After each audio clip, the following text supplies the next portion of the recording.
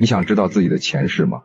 在我国台湾省，一个叫廖月鹏的催眠师曾推出了一段据说能看到前世的催眠音频。然而听过的人很多都开始身边怪事不断，不少网友都现身说法，警告大家千万不要去听。莫非这段音频真的是披着科学催眠外衣，实际上招鬼或者是下阴吗？我们先看几个网友分享的真实感受。网友小 A 说，他曾出于好奇，抱着试试看的心态听了几回，但却一直都没有看到前世，一直到后来有一天凌晨2点他睡不着，又开始听这段音频，结果就在半梦半醒的时候，感觉自己走进了一个隧道里，前面有亮光，后面他要走出隧道的时候，就听到家里的玻璃窗传来2声特别清脆直击耳膜的那种敲击声，他一下子就醒了。凌晨还是高层，他越想越害怕，不知道究竟是谁在敲窗户。网友小 B 说，他听了音频后，看到自己是清朝的一个格格，在皇宫里和很多阿哥格格一起玩，醒来后他还很高兴，没想到自己前世